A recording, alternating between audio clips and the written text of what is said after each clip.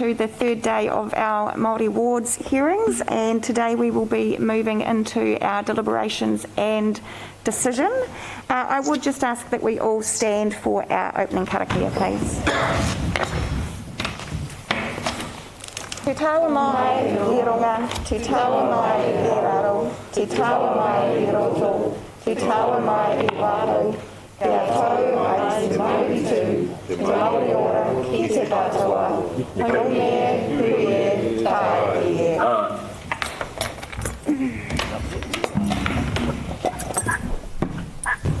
Thank you. I will just move across to Councillor Mawson just to make a statement about his absence yesterday. Yeah, thank you everyone. So yesterday I wasn't 100%, so I chose to stay at home. And although I did spend a majority of time in bed, I will say that I was in and out of the Facebook live feed, and I did made it a thing of mine to go through some of the recordings this morning to make sure I filled the gaps, and I've also talked to a colleague just to ensure that I've got a good overview of what happened yesterday. I've also read all the written submissions. So I do feel I'm well informed to make a clear, concise decision today. Kia ora. Thank you, Councillor Mawson. Just again, a reminder that this meeting is being recorded and live streamed via Council's Facebook page. So we will move into the formal part of our meeting today, and I would invite Morihu Te Tomo as the reporting council officer to introduce the paper for us today. Tuatahi ki te mihati ki a koe te kahika. Wise, mo tō whakawhatu whare te o tātou nei hui te ata nei. Me ki ana te timatanga o tātou nei karakia, mo te whakapai o tātou nei rā.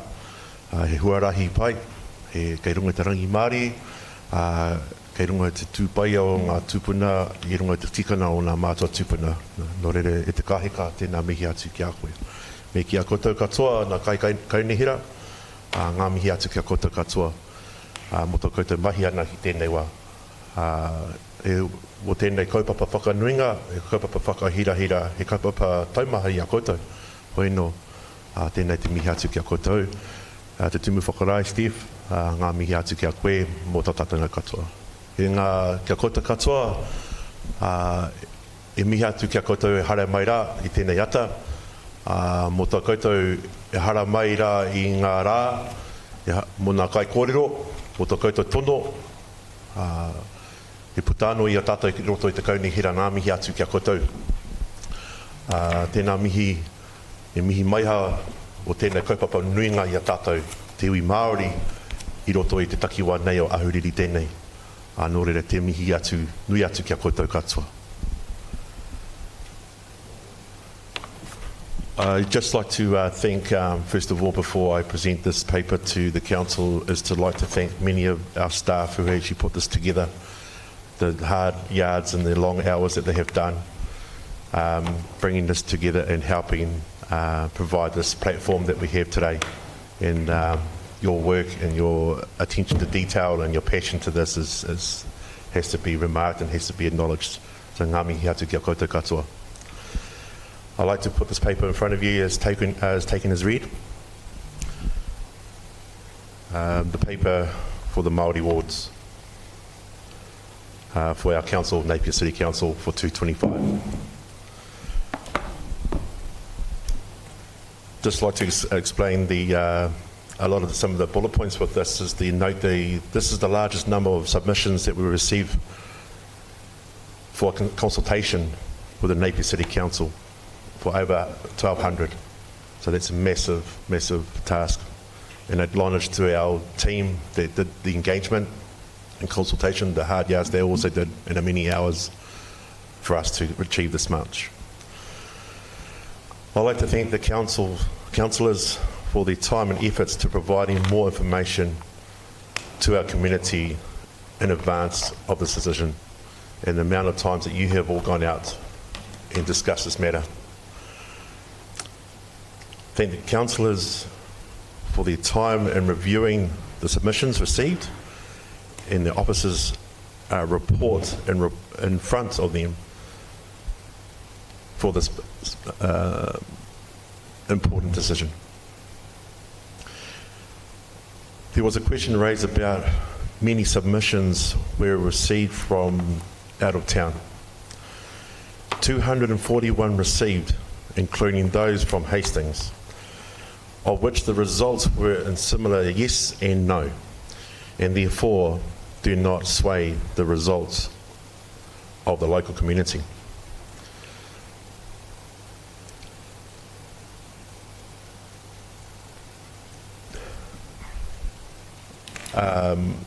We do not have any recommendations from any council officers today.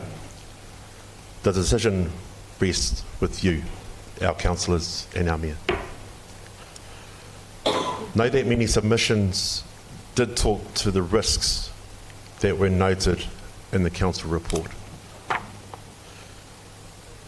I would ask Jonathan Salter from Simpsons and Grierson's law firm to discuss it further from a legal and risk perspective.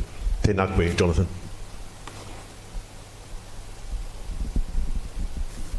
Tēnā koe. Thank you for that introduction. I just want to touch on a few of the legal aspects around this important decision, and very impressed to hear in that introduction just the amount of feedback the council has received on the issue, taking up really 2 days of hearings. Just the first thing I'd mention is the wider statutory context for the decision making. Obviously, the ability to introduce Māori wards is contained in the Local Electoral Act, and of course recently, earlier this year, that Act was amended to make the process for doing that simpler, and to remove the possibility of a poll to prevent that from happening, which kind of signals a government intention that Māori wards be further considered, indeed encouraged. The wider context, though, is the Local Government Act, which in Section 4 deals with the treaty obligation and acknowledges that the Crown is the treaty partner. But as the treaty partner, Section 4 states that in recognition of that relationship, the Local Government Act, which of course is about empowers local authorities, there are provisions in the Act to encourage participation by Māori in local government and local government decision making. So that's in Section 4.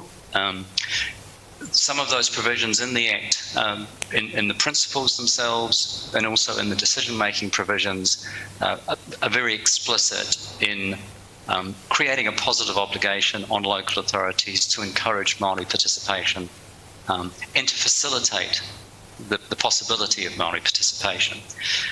So that's a very important context to the decision before you, because obviously one of the lawful ways to encourage participation is to enable direct representation of Māori through Māori wards. As has also been explained, this has been a wider consultation that takes is a precursor to making a decision under the Local Electoral Act. As a consultation, it's a process, a particular process by which the council informs itself of the views and preferences of its community. That's the whole point of consultation. And it is subject to the consultation principles, which I'm sure you're all familiar with. But amongst those principles is the obligation to maintain an open mind up until the point that you're making your decision, and at the point that you're making the decision to have considered all of the submissions that you've received. This hasn't been a poll. It's a consultation is a completely different process from a poll process. And as I said earlier, you can't actually any longer have a poll on this direct issue under the Local Electoral Act as to whether or not to have, if you propose Māori wards. The nature of that consultation is the content of the submissions. It's what people tell you about their views. And I understand you've certainly heard a lot over the last 2 days, which is a manifestation of that. That's not to say the written submissions are not relevant. They are, and you need to take all of those submissions, the written ones and the ones you've heard orally, into account. Just one other thing to touch on is in making decisions like this, it's important to have regard to the relevant considerations, which of course are submissions, and the other relevant considerations would be the statutory context and your understanding of what you know about the views that you need to take on board in reaching a conclusion. In terms of any particular submission, so long as you actually consider it openly, with an open mind to being persuaded by it, some submissions can be given, or some issues can be given more weight than others, so long as everything is taken into account. So you may consider some things, for example, the very high level of support for this proposal that's been manifested in submissions from the part of the community that identifies as Māori. So, in other words, for people on the Maori roll, amongst others. So those are relevant considerations, and you can give that as much weight. You can choose to give it more weight than other considerations, such as submissions perhaps from outside your community. It's not that those submissions should be ignored. You just might not give them as much weight as those from within your community. That's as much as I think I want to say. In terms of risks, I think the primary risk here is a reputational risk. This issue is clearly an important issue in your community. It's generated a lot of response. I think, and a high level of I would say enthusiasm from the Maori community, which fits within that statutory objective of encouraging participation, which kind of means the risk of saying yes to this decision reputationally is positive. The risk of saying no to it would appear to be negative with that community, and that's a very important community. So, as I say, that's the primary risk. In terms of legal risk, from what I've seen of your process, it's been a very sound one. There's been every opportunity for people to present their views, and clearly the council has listened diligently over the past few days. And as we've heard from Councillor Mawson, I assume all of you have read the submission. So that puts you in a very strong position to make a decision. The legal risks, I think, of saying of a judicial review, should you say yes to the proposition, I think is very, very low. Probably a somewhat greater risk if you said, sorry, I hope I said the right thing there. The risk of saying, legal risk of legal challenge, if you say yes to the proposition, of a successful challenge is very, very low. It would be somewhat higher if you said no to it. I hope that was clear what I just said. Beyond that, I don't think, unless you have any questions, Madam Mayor, I don't have much more to say at this stage, other than to say it looks like it's been a very, very, very good consultation process. Thank you very much for that, Jonathan. So, a question, Councillor Tapani? Yes, through you, Your Worship. Jonathan, I've only got one question. As the submissions have been coming and rolling forward, my understanding of the challenge before us has gotten clearer. And so the only thing that left for me to clarify is the Local Government Act 2002, Section 10, and the purpose of the Act. 1A, which speaks to enable democratic local decision making and action by and on behalf of communities and te me.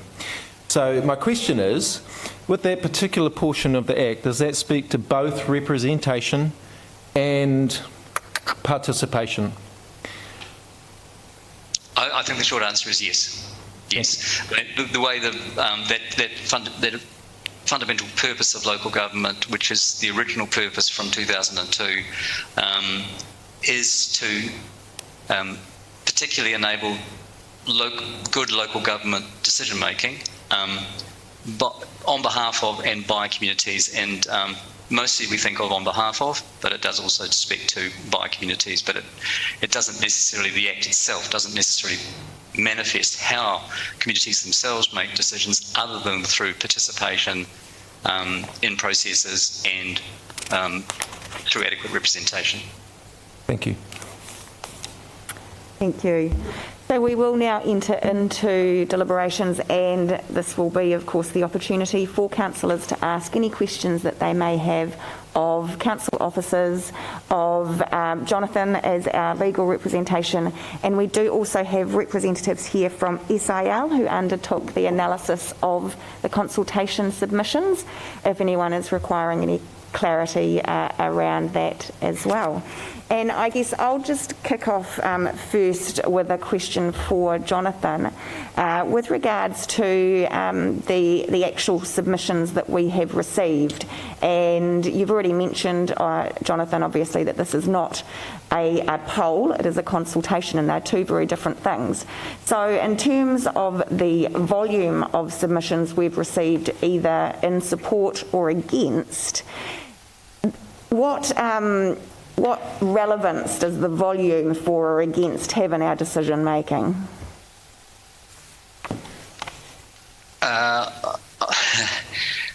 I think the volume of submissions in total tells you that this is a proposal that has activated your community to participate, which in a democracy is regarded as a very positive thing. In terms of the volume either for or against, it strikes me that certainly the written submissions were relatively evenly poised between those for and those against, which means I don't think the volume itself for or against should be the determinant. As we said, it's not a poll. It's not determined by numbers. It's determined by your consideration of what people have actually said and what that means for you and how that influences your views about the choice that you're being asked to make. So ultimately, other than the fact, as I say, that the fact that the submissions for and against were, statistically speaking, relatively evenly poised, in itself signals that the numbers aren't going to determine the answer, and neither they should. It's what they say that determines for you the answers. Thank you, Jonathan. I will open up for questions from councillors.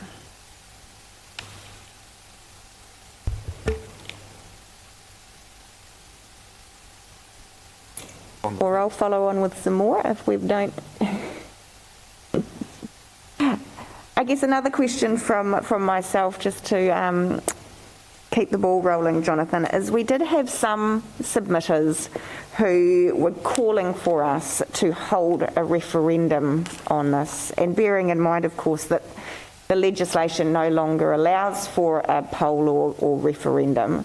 So what is the legal stance in terms of a call for a referendum on this matter? Well, I think on this matter, it's really relevant that the poll provision that did exist in the Local Electoral Act has been taken out. So it kind of signals that this isn't meant to be determined by that sort of means.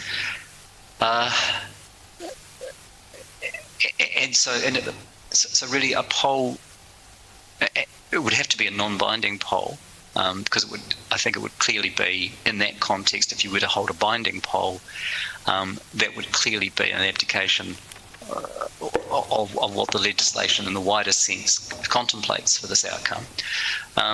If you had a non-binding poll, I think it would simply just complicate your decision making without adding too much more to the process, because a poll just gives you a yes/no answer. It doesn't tell you the why. And in the statutory context, as we talked about at the beginning, in terms of the context of the treaty in the Local Government Act, and that encouragement, positive obligation to encourage participation, a yes/no answer doesn't help you to carry out your statutory responsibilities. Hearing what people think about the issue, and I think particularly from tangata whenua, is much more valuable input to your decision making. Thank you. Councillor Bogue. Thank you. Perhaps you've just answered my question. Over the last 2 days, we only heard from submitters from one side of the argument, those in favour of introducing Māori wards. What weight does that give to those submissions? I think the weight you give to those oral submissions is your discretion to decide, but what it appears to signal is very strong and very deep feelings about the issue that have generated a lot of people, motivated a lot of people to come and share those directly face to face with you. So I think you would be entitled to place somewhat more weight on that fact, but it's your call. I mean, you are the people who have sat through those submissions and heard those submissions. It's for you to judge what power that presence added to the issue before you. Thank you. Councillor Crystal. During especially the oral submissions, we got criticised quite a lot for doing the consultation that we've done. But in your opinion, Jonathan, has this enabled us to, like you said, legally have less chance of the judicial review happening in this consultation? I can't actually say whether there's less chance of the judicial review happening, because that's a decision that people make based on their depth of feeling about the proposition. But certainly, I do confirm that the quality of your consultation, the extent of submissions you've received, the nature of the submissions you've received, the fact that you've very diligently listened and heard them, it suggests very strongly that a judicial review challenging a decision at this point not to go with Maori wards, to go with Maori wards would be very unlikely to succeed. Councillor Tapani. Ngā mihi through you, Jonathan, my question is similar to that of Councillor Crystal's. Given that we're aware that there is potentially a contemporary Treaty of Waitangi claim sitting in the shadows, is there any advice from you that you may seek to provide which we should be cognizant of? Are there any other features of this process that we should include over and above a normal process, knowing that there is a potential Treaty of Waitangi contemporary claim hanging in the balance? Do we need to provide greater assurance in that space? I don't think there's anything that needs to be added to the process you've undertaken. It seems to be a very robust process. I think the existence of the treaty claim is background, certainly relevant background knowledge. But the claim is not against the council. The council is, if you like, implicated in the claim, but of course the claim necessarily is against the Crown. I guess one observation would be that a positive decision today to go ahead with the Māori wards proposal to the next step would put the council's position in that claim in a more positive light. The alternative decision would put it in a more negative light. and would probably add further fire to that claim. But as I say, the claim is against the Crown, although the council does have interested party status. Thank you.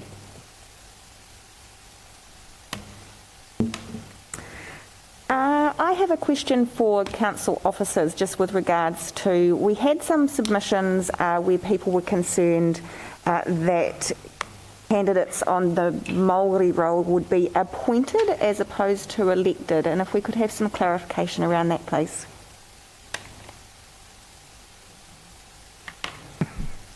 Kia ora koutou, through you, Madam Mayor. The election of candidates to Maori wards follows exactly the same process as those being elected onto our general wards or at large. So exactly the same candidate process, the presentation of their motivations for standing, and then they're elected and follow the same induction with the same duties once they are elected. So it's the only difference is the role from which people may vote for them. Thank you. And following on from that, there were also questions around Māori ward candidates or people voting for Māori ward candidates having more than one vote. People on a Māori ward would vote for the candidates standing in the Māori ward. They would vote for the mayor. This is the same as for those on a general ward also voting for the mayor, so that's each 2 votes. If we had at-large councillors, everyone would get a vote for the at-large councillors as well. So there are not additional votes, different votes, but the same number overall. Thank you. And sorry, one more question before I leave you in peace. Again, concerns raised about there being additional costs if we established Māori wards. It depends. Once we do our representation review, we will have to consider the number of overall councillors, and therefore the number of overall councillors will also impact the number of Māori ward councillors. So if council chooses to increase the number, there would be some additional cost to infrastructure, materials, but the remuneration that is received from government stays the same. So in fact, what would happen as far as the remuneration goes, that would be reduced for the councillors. So just to clarify there, the actual remuneration of councillors is a set pool amount regardless of the number of councillors that we have. Yes. So any additional costs would be likely to be just in terms of infrastructure, overhead support costs, which would be relatively insignificant. Minor. Yeah, correct. Negligible, that's a good word, thank you, Chief Executive, thank you. Councillor Bogue. Just through you, Madam Mayor, I'm not quite sure who might answer this, but just for the sake of people watching, could we just have a brief explanation of where this decision today, if it were to go ahead, where it fits in the overall plan of things, what happens next and when? Thank you. Yeah. So if the decision is to adopt Māori wards, then we will consider that within our representation review, which will take place in 2024. So in proposing ward structures, the boundaries, if there are more than one, the name of the Māori ward or wards, according to how many there are, that will all be part of our representation review. Yeah.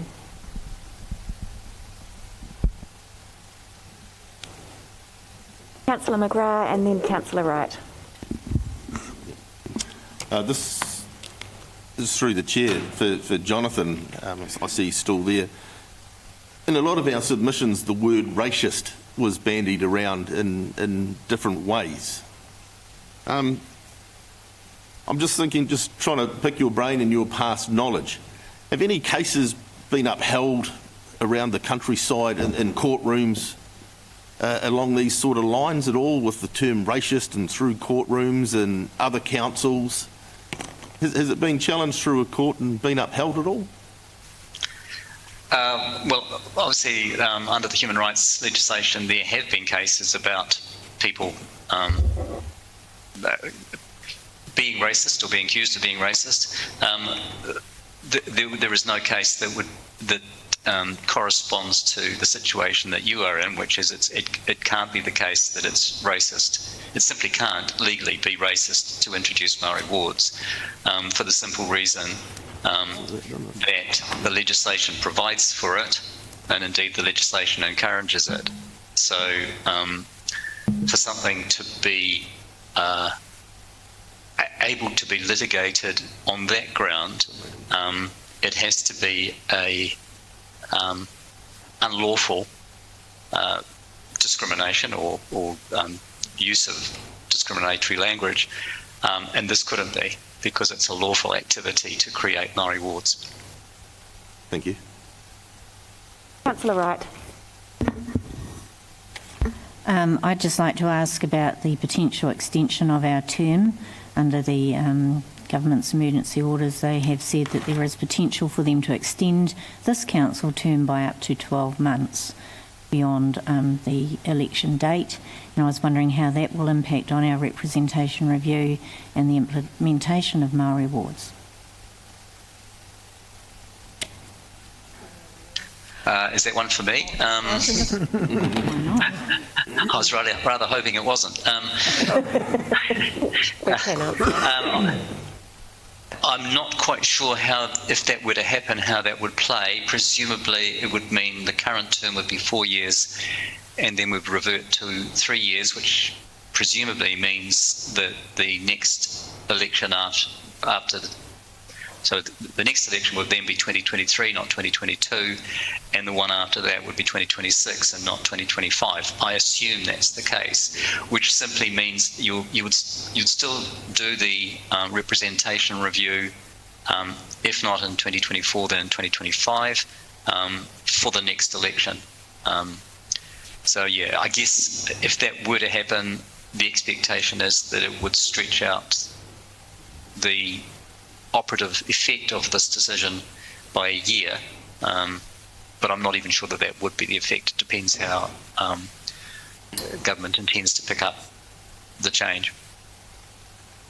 And through you, Madam Mayor, just further to that, there's provisions in the LEA which say that a decision to establish Māori wards needs to be made 2 years before the next triennium. So all of these are ifs and buts, but that would mean that we would need to make this decision by the 23rd of November this year.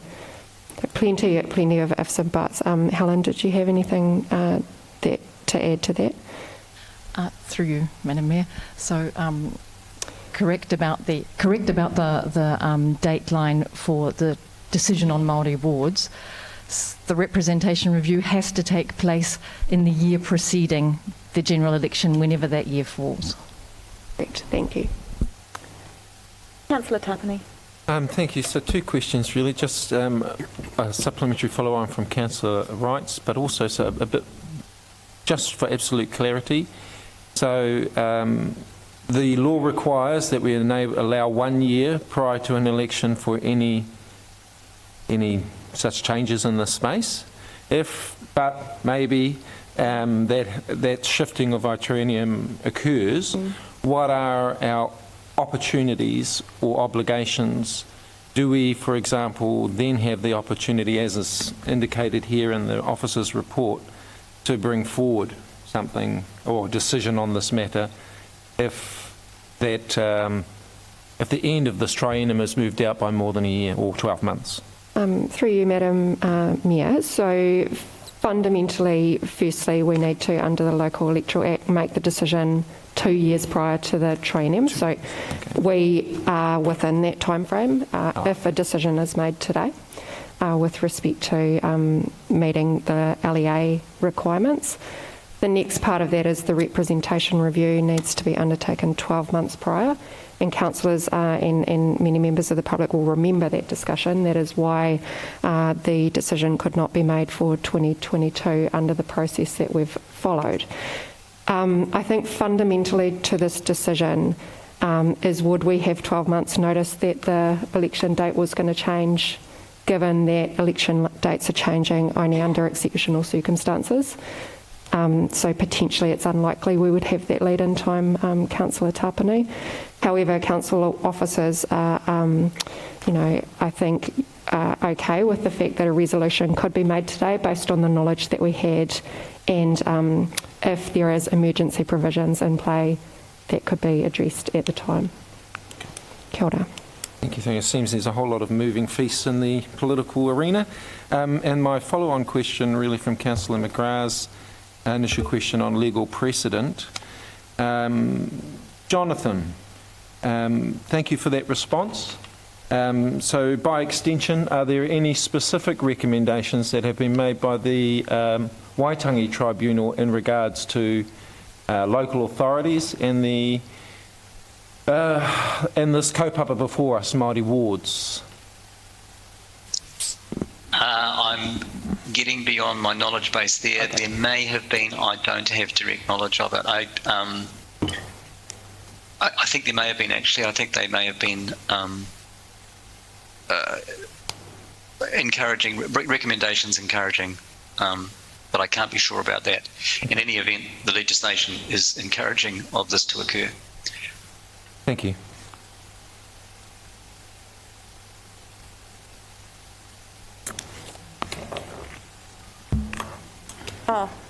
Councillor Mawson.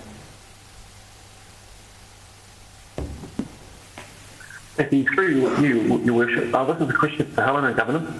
Helen, so if Māori wards were to be to go ahead, we do have a Māori committee. What would happen to that? Thank you, Madam Mayor. So that would be discussion for council at the time, because the governance structure is established at the beginning of the triennium. So currently we're looking at a potential introduction in 2025. So it would be the position of the Māori committee would be decided within the context of the newly elected governors. And through you, Madam Mayor, just supplementary to that, Council needs to provide Māori with opportunities to contribute to our decision-making process, and we need to maintain and continue to develop those provisions. So, as Helen has stated, that would be a conversation for later, but it doesn't need to be either or.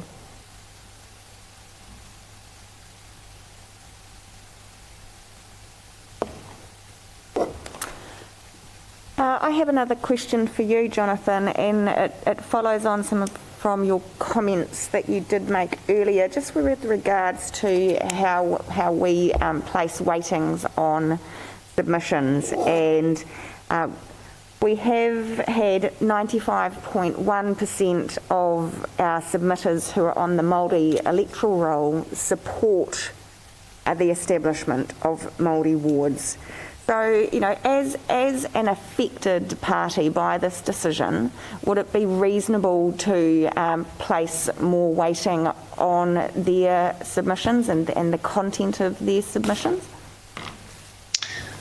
The short answer is yes. It is, of course, your prerogative, all of you, to decide how much weight you want to place on any particular aspect of the consultation process. But I think you are entitled, if you choose to form the view that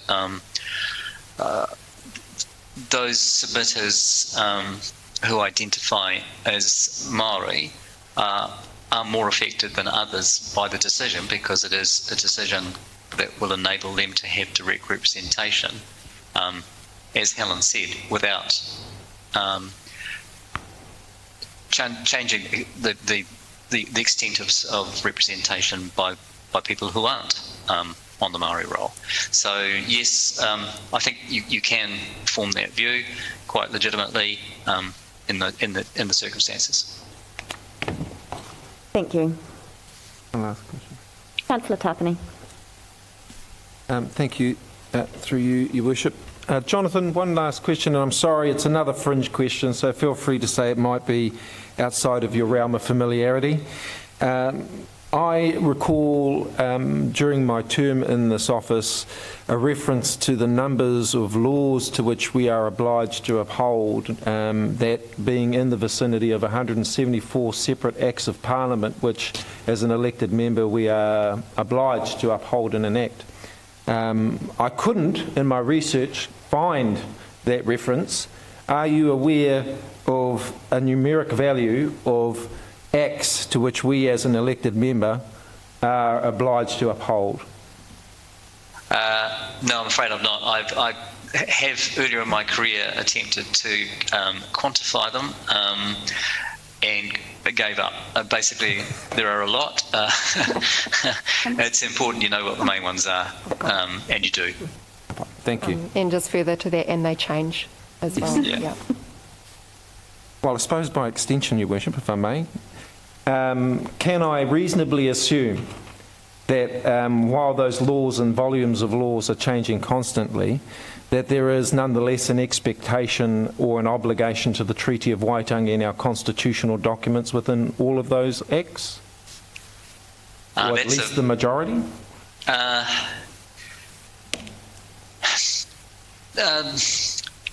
Probably I'll need to say not quite. The treaty is a constitutional document, and it's recognised in legislation in various ways. For example, it's recognised in the Resource Management Act by conferring on you an obligation to comply with the principles.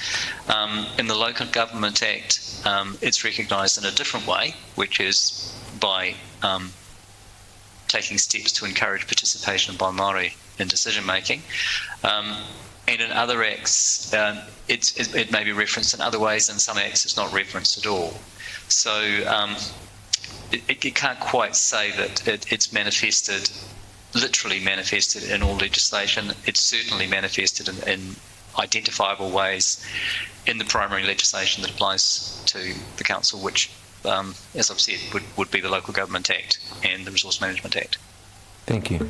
And thank you through Your Worship. Just in addition to Jonathan's answer there, to recognise and respect the Crown's responsibility, there's multiple sort of principles and requirements under our Act as to how we facilitate participation in Māori in our decision making. I would only add, and again, it's for context, that the draft statement for the future of local government reform has just been released and speaks in a number of points to strengthening that relationship that you have asked your question about. So there's the here and now, but then we've also got a mind to the future. Cool, thank you.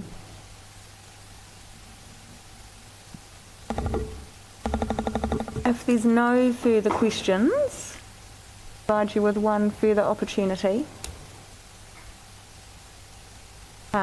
As has already been stated, there has been no officer's recommendation put forward in this paper, and we have three options before us today. One, to establish Māori wards for the 2025 elections. Two, choose not to establish Māori wards for the 2025 elections. And three, defer a decision until no later than the 23rd of November 2023 with the option of more public engagement. I would actually like to move the motion that we resolve to establish wards for the 2025 triennial election, noting that a representation review will need to be conducted by 2024, with recommendations coming back to Council around more detailed representation arrangements and election structure. Do I have a seconder? Thank you, Deputy Mayor Brosnan. Speaking to the motion as the mover, and I will remove my mask so that I can breathe as I speak. So I cast my mind back to a public meeting for mayoral candidates during the 2019 elections, where we were asked if we would consider the establishment of Māori wards. I was the only candidate who said yes, I would, and that I would do this in consultation with the whole of our community, just as I and all of Council are required to do for any significant decision we make on behalf of our community. Over the course of the hearings, we have heard many submitters talk about Māori ward councillors being elected on a mandate to represent Māori. 2 years ago, I was elected on a mandate to represent all of our community, and furthermore to lead an open, transparent council who ensured that our community was at the core of our decision making. So while I understand the frustration, the pain and the disappointment of tangata whenua that we did not establish Māori wards for the 2022 elections, I had an obligation to provide all of our community with an opportunity to be involved and contribute to this decision. We have been told over the course of the hearings to be fearless, to be courageous, to be brave, and to be bold. And my response is, I am not afraid, nor do I feel I need to be any more courageous or brave or bold than I do every day in all that I do in my role. I have approached this decision just as I would any other significant decision as Mayor of Ahuriri. I have retained an open mind. I have listened to the people. I have considered the relevance of the arguments for and against. I have considered our statutory obligations, and I have made a decision. I say this to demonstrate how seriously I take every decision I make on behalf of the people of Ahuriri, the people I serve. I recognise this decision has an importance above and beyond us and our time. And I would like to put that same challenge back to our submitters. Be courageous, be brave, be bold, be inclusive. There are pearls of wisdom throughout our community, and welcome all of our community to participate in the decision on Māori wards. Why provide an opportunity for some in our community to question the process, to accuse us of bias, to challenge the decision because they were not invited to participate? We have nothing to be afraid of. Our consultation process has clearly demonstrated that the views of our community are changing. We have come a long way in a short period of time.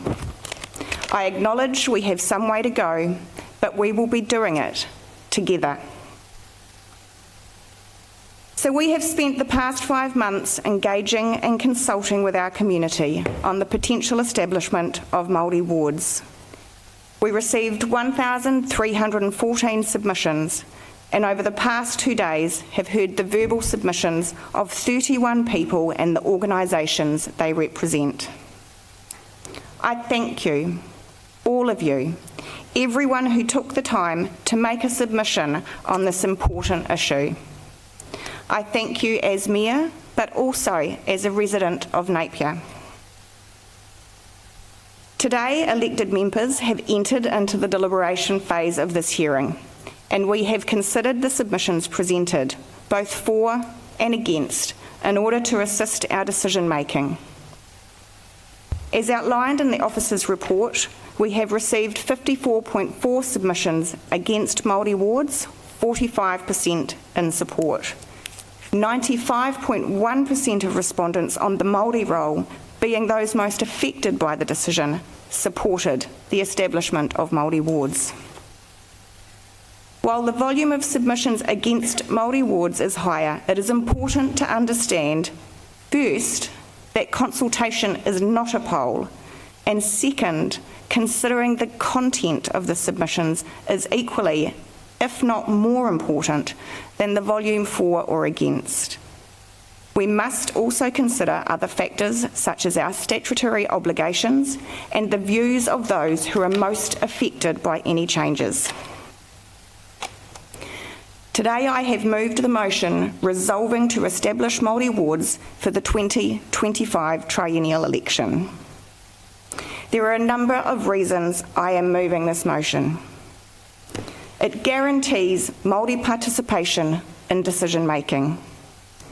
It helps enable a stronger bicultural perspective for council planning and decision making, and creates a balance of te ao Māori and tau iwi.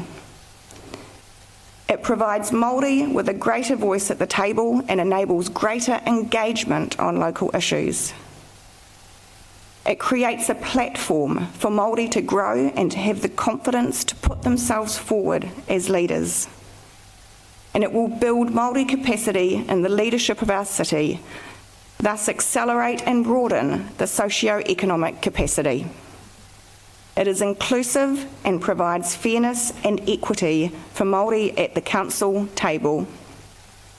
It honours our obligations under the Local Government Act to enable pathways for Māori contribution to decision making. And it upholds the principles of the Treaty of Waitangi as our founding document. We have heard from some that we are all one people and dedicated wards are divisive. I agree we are all New Zealanders, but we are not all one people.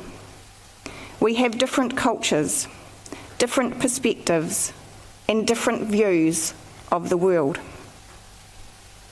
I want to acknowledge and thank the members of Ngā Manukunuku o Te Iwi, our Māori committee, who have worked alongside us and supported our consultation process over the past 5 months. The committee's strong desire was to establish Māori wards for the 2022 elections. However, they recognised the importance of following a fair and due process and undertaking consultation with our whole community. So I thank you for your patience and understanding. I'd like to finish with some words from the chair of Ngāti Kahungunu, Ngāhiwi Tomoana, which he shared with me in a meeting recently, and I think sums up the future of our partnership perfectly. Unity with diversity. Yes, we are all New Zealanders, and yes, we can work together in unity. We can do things better. We can respect and in fact celebrate our differences, and we can enrich each other. And that is why I am choosing to move the motion in support of Māori wards today. So I will now open up, and I am suspending Standing Order 21.6 to enable all councillors that would like to speak today.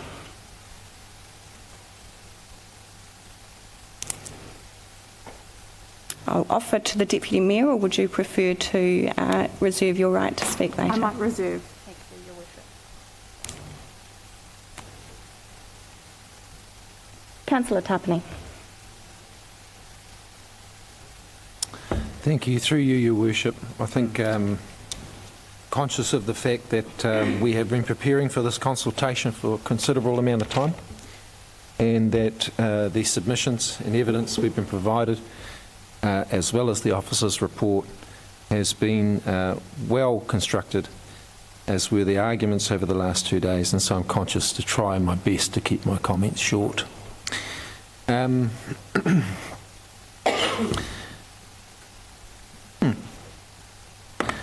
Ka ko whakapūnaki te maunga, ko Waikato Moana, rua ki turi hangaro kaitara hai ngā awa tapu, e rere ana e te wairo hō pūpū hō ningi mātangi rau. E ngā mara, e ngā hapu o te wairo o ku tangata, ko api ata tāpani au, no wairo au. Ko tūhoi ki te tonga, ko rua pani ki mga poeke, ko kahungunu ki wairoa, ko runga mai wāhine, ko Ngāti Rākai Pāka, e nei ngā tīpuna korowai o tēnei mokopuna. Nō reira, te kāhika, ngā rangatira o ahuriri, tēnā koutou, tēnā koutou katoa. I took the opportunity to give my pepeha today. In the 6 years of service in the city and in my elected roles, that is the first time I have given my pepeha in an open space. And there's a reason for that as I look around the room at some of the reactions. I want to acknowledge the process over the last 2 days. I've found as a Māori that the submission process over the last 2 days is one of the most inclusive processes I have seen of a local territorial authority when engaging with Māori. I want to acknowledge Your Worship and the staff for providing in our paperwork and recognising that Māori present their whakaaro in a different way, in a unique way, and that they will often initiate their kōrero first of all with a mihi, as did 90% of those who turned up over the last 2 days. And I was interested and appreciative that our staff and the Mayor made allowances for that cultural expression during the submissions. And it's a shame that it's listed on our sheet as overflow. I would have suggested you could have also termed it as manaaki. So just as a Māori, I wanted to take that opportunity to show, or to point out, that actually I've participated in a number of these spaces in this conversation, and that was for me one of the most inclusive experiences I've had as a Māori. So that's why I wanted to take the opportunity, out of respect for the colleagues who I've been working with over a number of years, to put my pepeha out the front. And I felt safe to do so. And that's really an acknowledgement of your capability and your skills and the relationships that we've built over time. So to all of you, ngā mihi nui ki a koe. Thank you very much.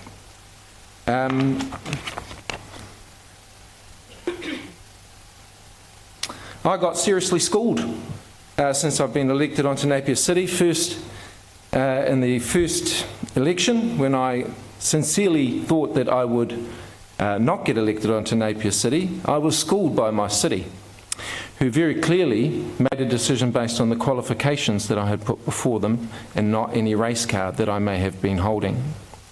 And so to the City of Napier, I want to acknowledge your maturity and where we have come as a city, because you schooled me that day when I got the results from the first election, and I was put right in thinking, well, my thinking was corrected, that the city actually has moved somewhat with its thinking around us as a nation, with us as a people, and what that might look like. And that was evidenced in the vote that was given to me. And I have tried diligently to honour all of your votes. So thank you very much for schooling me. I was under no illusions as to what I was walking in, and I've been waiting several years for this opportunity to speak about this issue for Māori representation. In 2016, that opportunity wasn't really there. The environment wasn't really there. It is here. I felt that I had the opportunity to speak openly, honestly and transparently with you all, and I respect whatever your decisions and whakaaro is with regards to today.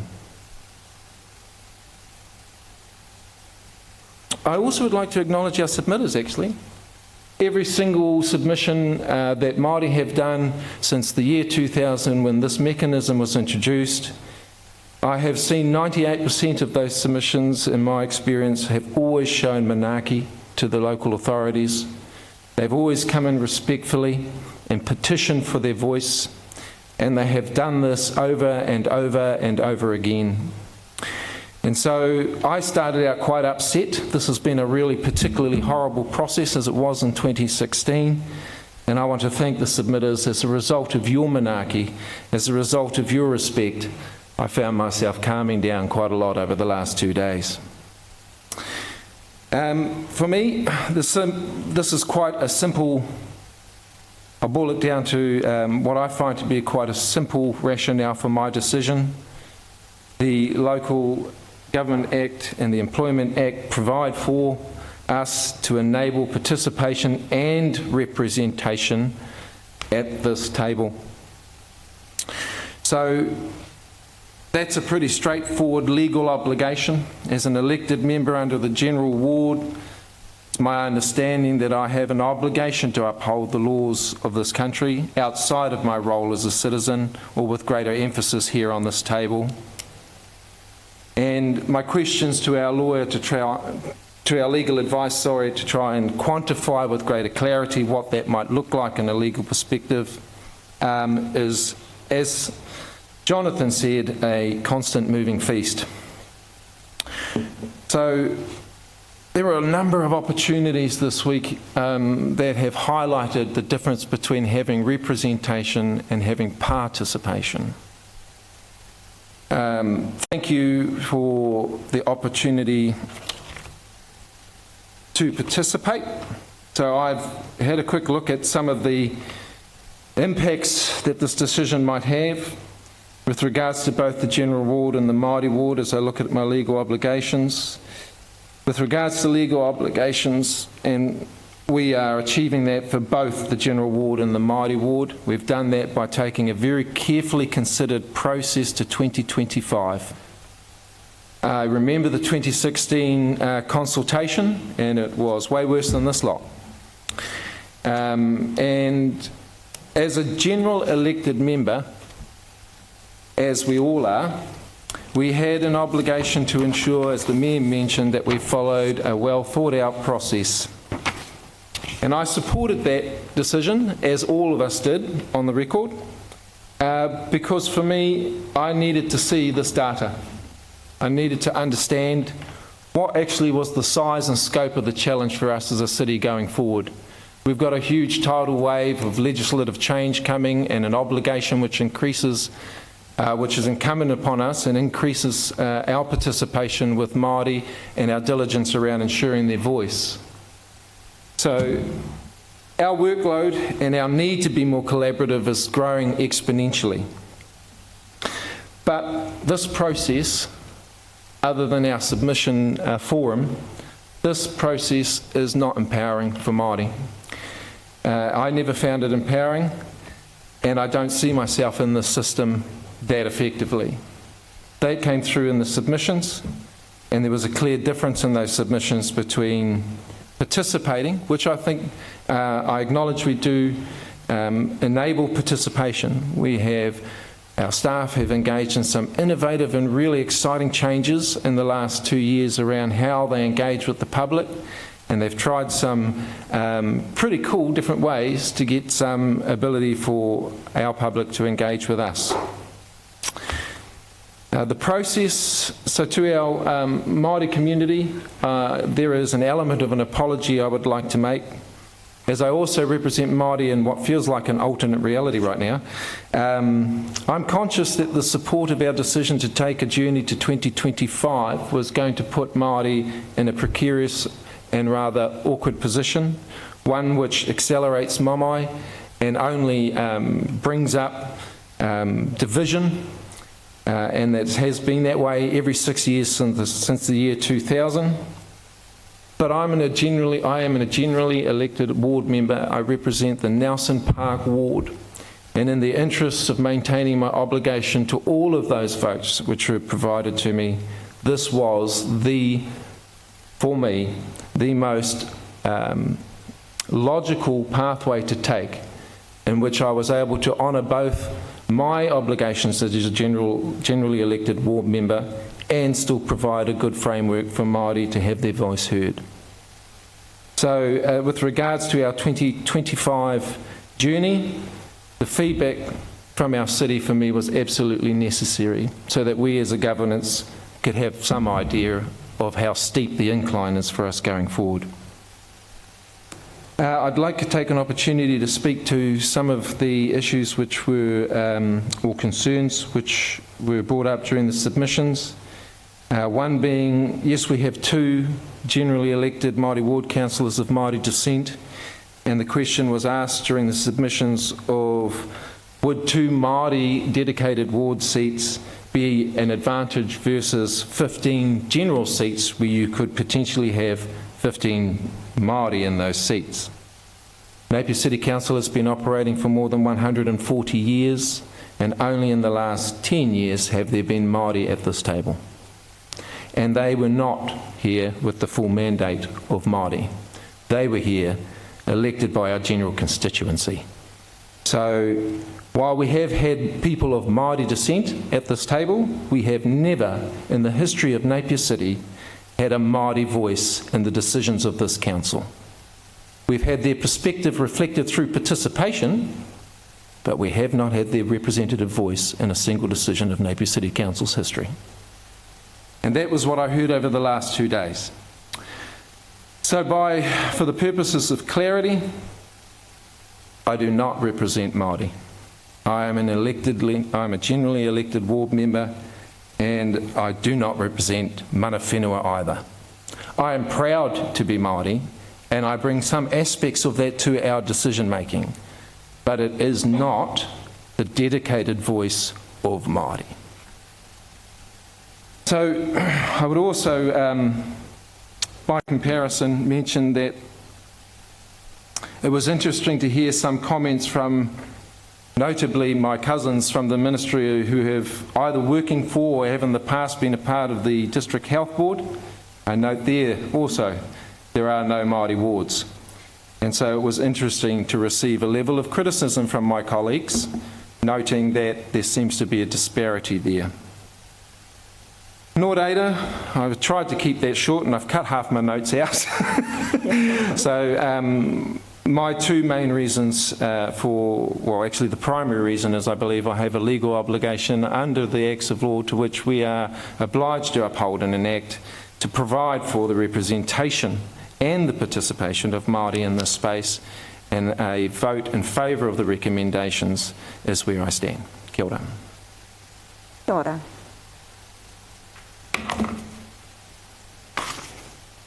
Councillor Bogue. Ngā mihi nui kia koutou. After reading all these submissions,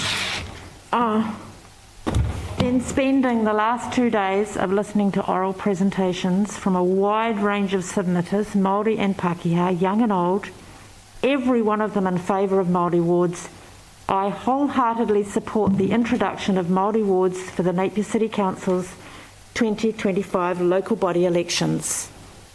Throughout the hearings, I experienced a range of feelings from discomfort and unease to feeling uplifted and even teary at some of the heartfelt kōrero and waiata that I heard. Above all, I felt very privileged to have heard so many amazing people who stood in front of us urging us to give Māori a guaranteed seat at the council table. Some Māori submitters brought their taonga, pictures of their whānau, the Māori flag. Some sang, some spoke with anger, some with sadness, but all were there because of their aroha for their people, wanting only what is best for them. And they know, as I know, that's what's good for Māori is good for all of us. The Pākehā presenters complimented that kōrero. They were all advocates for equity and social justice. They saw the opportunity of working alongside Māori in shared governance roles would be beneficial to everyone. As well, they saw that Māori wards provided a mechanism for council to give meaning to Te Tiriti o Waitangi, the document which gives us the right to stand in this land. Throughout the hearings, what stood out for me was not so much why we had to allow Māori wards or what we'd done wrong in delaying the decision, but why our people out there believed it was the right thing for us to do. Māori and Pākehā, the reason they gave us for Māori wards were varied, and here's some that resonated with me and my values. It will open the door to true partnership with tangata and mana whenua. It will add power and mana to our council. It is fair and equitable. Napier City Council will be honouring the treaty. Tangata whenua will have a guaranteed voice in local government and be able to contribute the wisdom and expertise from Te Ao Māori for the betterment of all. Having a Māori advocate at the table will add to Council's existing ways of engaging with Māori, not replace them. It will bring us into line with other councils who have Māori wards. It is the beginning of us coming together as two people, as treaty partners. Māori ward councillors will speak with a mandate from Māori. Partnering with Māori will help us address inequities, create capacity building, make a collective commitment to Council's mahi. It will give a new life to ngā Mānukunuku o Te Iwi, our Māori committee, which has struggled for decades to have relevance and give genuine input into council decision making. It will help Council meet our ever-increasing legislative responsibilities of incorporating Māori perspectives into our decision-making. It is a way to correct historical injustice and better reflect our constitutional status on Te Tiriti o Waitangi. Interestingly, there may have been more anti-Māori Ward submissions, but not one of their submitters turned up to present to us in the two-day hearings. No, it was the people who will most benefit from this change, Māori, who came to tell us why they wanted it, supported by Pākehā who value social justice and the principles of Te Tiriti o Waitangi. Here are some of the more memorable quotes from the submitters. Be courageous and bold, Napier City Council. Do what you know is right and just work it through so that true partnership with tangata whenua prevails, said one. Another, nothing but good will come out of the establishment of Māori wards. It will have great benefits to local council. And this, the time is right to give hope back to Māori. Let me finish with Kuia Evelyn Ratama's beautiful kōrero that truly touched me. She talked about unity, about sharing, about two cultures at the table. She said, "We find the best part of us to give to you, to share with you. Don't be afraid, take it. This is our treasure. We want our voice heard. This is the best of our pedigree that we offer you at the table. We bring manaaki, we bring us. So there are two cultures walking together, bringing unity to the table." Fellow councillors, in adopting Māori wards today, we are taking the first step in unity with our treaty partners in Ahuriri towards building a genuine partnership from which we will all benefit. I urge you to do the right thing and vote for Napier City Council to have Māori wards at the 2025 election. Nō reira, tēnā koutou, tēnā tātou katoa. Councillor Crown.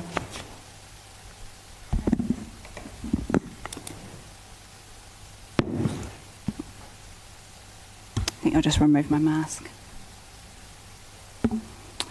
It's a Māori koutou.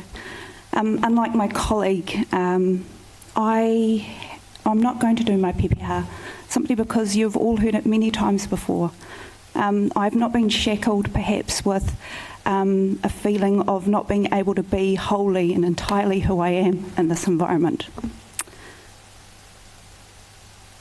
So I want to talk to each and every one of you because the decision today rests entirely with us. Those of us who have the privilege to sit at this table. In April, I shared my thoughts on the importance of process and it being the glue that holds our decisions together. Maintaining the integrity of the process, statutory obligations, and operating within the parameters set by our significance and engagement policy, the regulations, the bureaucracy that I know that many of us find incredibly frustrating. I supported a pathway that I thought necessary to ensure our decision was pono and could not be challenged. And so now we've come to the point where we make our decision. Hearing and reading the submissions, there was nowhere to hide from the fear, mistrust, misunderstanding and ignorance that exists in our community. But only one side of the debate stepped forward to meet us, kanohi ki te kanohi, face to face, over the past 2 days. The rangatahi from All Yum, love that, encapsulated for me why that is, and it was said by many who presented. Times, they are a-changing. We are a more mixed and more diverse society than ever before, and that trend will continue. The generations that our decision today will most impact know more about the history of our nation than those previously, and are incredibly astute to the social, political and environmental issues they face with their connection to information and technology.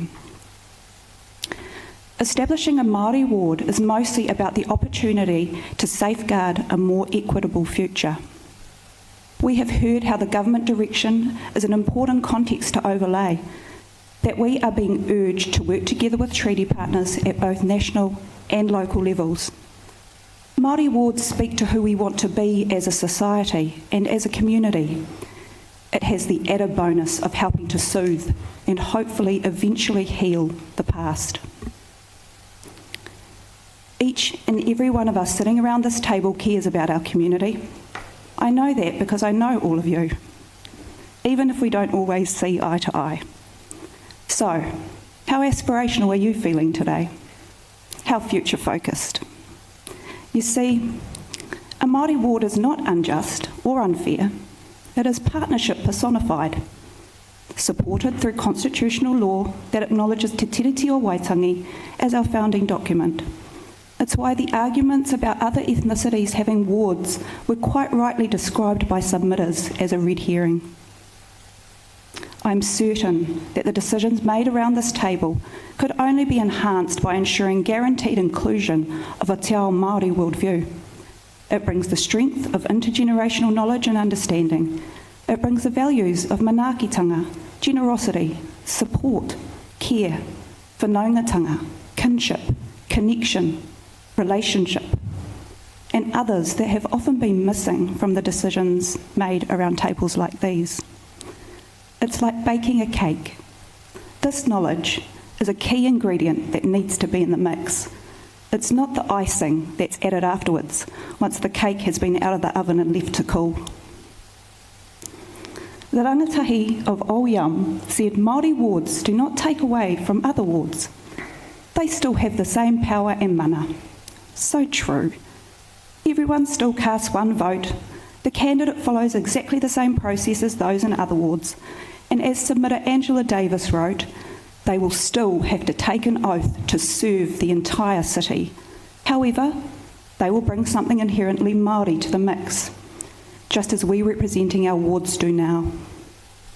So I myself bring something inherently Māori to the mix. Not enough for some, too much for others, and I agree, the majority of the votes that see me sitting here probably did not come from Māori because the rate of participation in these processes for Māori is low. Another reason why establishing Māori wards is so important, its potential to increase Māori participation, a statutory requirement of us. Despite that, I am who I am, and I bring all of it. My biculturalism, my unique life experiences, my convictions, my commitment to retaining an open mind, the information and the feedback that is shared with me by my constituents and other people, the knowledge that I've gathered along the way. No matter what the decision or the kaupapa is in front of me, my culture and identity is part of the value that I bring. Establishing a Māori ward does not dim the light, the rights, or the value of anyone. I was so impressed by what Ruth Smithies shared with us yesterday about not wanting to be Māori and taking comfort in the right to belong that is provided to everyone here in Aotearoa, New Zealand, through the Treaty of Waitangi. Everyone has a place and everyone is valued. My perspective, and not formed without a lot of thought and reflection, is that no one will be disadvantaged if we choose today to establish Māori wards. Not even those who don't want them. Change with this decision. The additional cost to ratepayers is, as we heard earlier, negligible, as we are remunerated from a pool that is allocated by central government. But what we have heard time and time again is the positive difference of a Māori ward on those who have not seen their identity, their strengths and their knowledge valued in these chambers before. That is tangata whenua. Māori wards is just one of the mechanisms to ensure Māori representation and that local government decisions best serve the entire community. It doesn't, and I think shouldn't, replace the other mechanisms that we have for Māori to participate in decision making. I echo my colleague Councillor Bogue. What is good for Māori is certainly good for everyone. We all know the statistics. Closing the gaps is beneficial for us all. I want to acknowledge and thank everyone who engaged with us through the consultation process. We want people to participate in our democracy. It was heartening to hear it recognised that the transparency and education it provided did not go unnoticed, and I hope and believe, like Mr Bailey, that it was the best thing for us to do in the long term.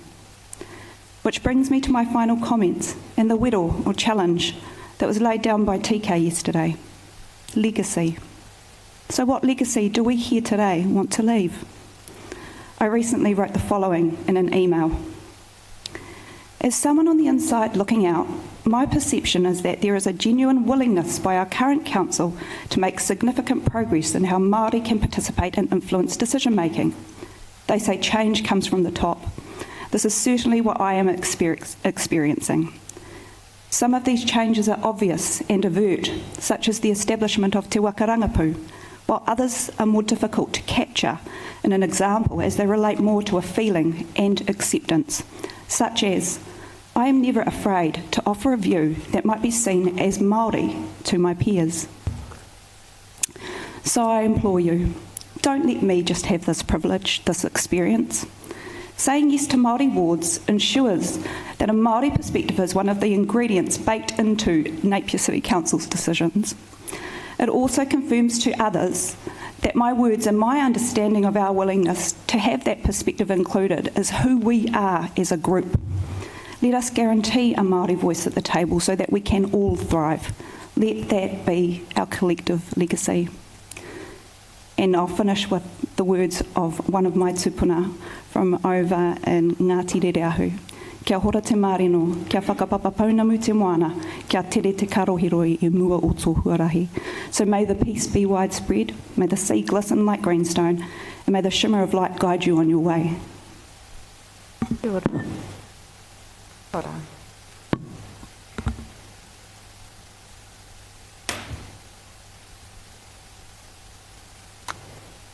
Councillor Taylor.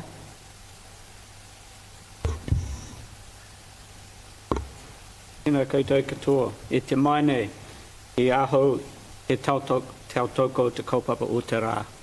Nō reira, tēnā koutou, tēnā koutou, tēnā koutou katoa. I'd firstly like to thank the staff for the journey that they've taken me personally on over the last 5 or 6 months. As one who did study history at school certificate and university entrance level many years ago, I had a very sad knowledge of New Zealand history. And this journey that has taken 5 months and much of the submissions that we've heard has educated me and brought me along this journey. I have learnt of many of the injustices that historically Māori have suffered in this country, and sadly I have participated in some of those. But that has now shaped my decision today. I have a much greater understanding of the treaty, and I recall my ex-teaching college, Mr Hamilton, recognising me as someone in my first year of teaching in Green Meadows in Manarewa, and I listened carefully to what he said, and I went from about a score 4 to a 7 in the course of that day in understanding. I also listened very carefully to the rangatahi of Karadau High School, and the winds of change are certainly changing. From a gentle zephyr, maybe 5 or 6 years ago, to a force 10 gale. And we only need to look at the change of submissions between 2017 and 2021 to see that there has been at least a 20% change from the for and the against to now being almost on a par. And if that change continues, as I think it will, and it will grow even greater next year when New Zealand history is taught to our rangatahi and they all gain the knowledge that I've gained in the last 5 or 6 months, that wind of change will grow even stronger. And you could anticipate that in 2025 there will be 65% for Māori wards and about 30% against. The submissions that I have heard verbally over the last few days had passion and eloquence, and that further cemented my decision-making of today. The importance of mandate to speak on behalf of Māori, which our councillors Sally and Api have talked about, is clearly and has been clearly defined to me, and for that reason, as I said in my introduction, I wholeheartedly support the decision and the resolution. Māori mandated councillors are a guarantee of a seat at the table and not just the chance of an election. So I wholeheartedly support the resolution. Be bold.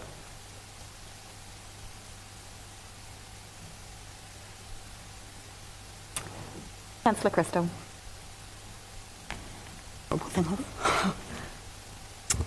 I would just really like to thank all the people that submitted on this very important issue, and I read everyone and listened to everyone on the introduction of Māori wards to Napier. The kaupapa over the last 2 days has been very powerful and insightful.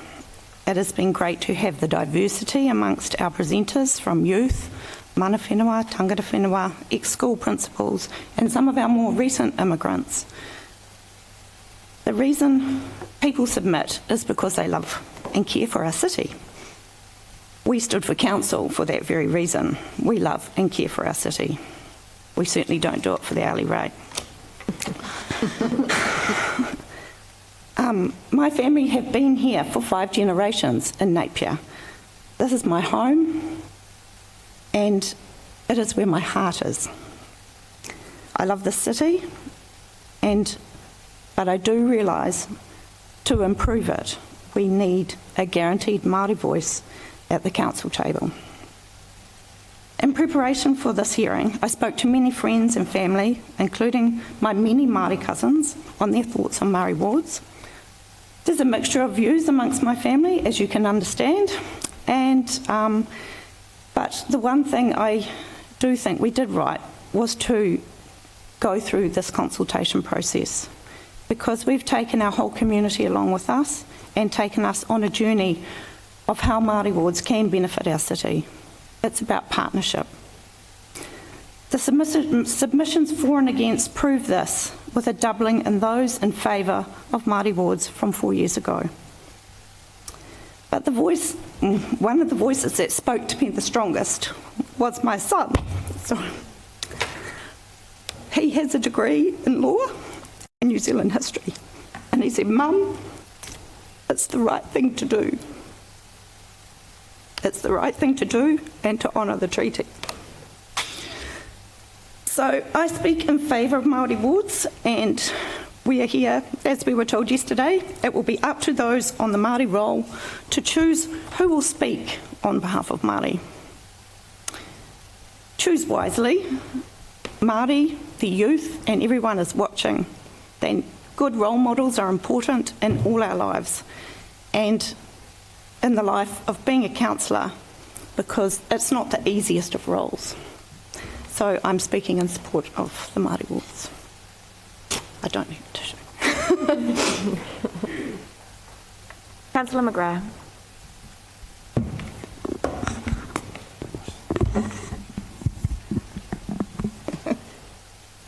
Just through the chair,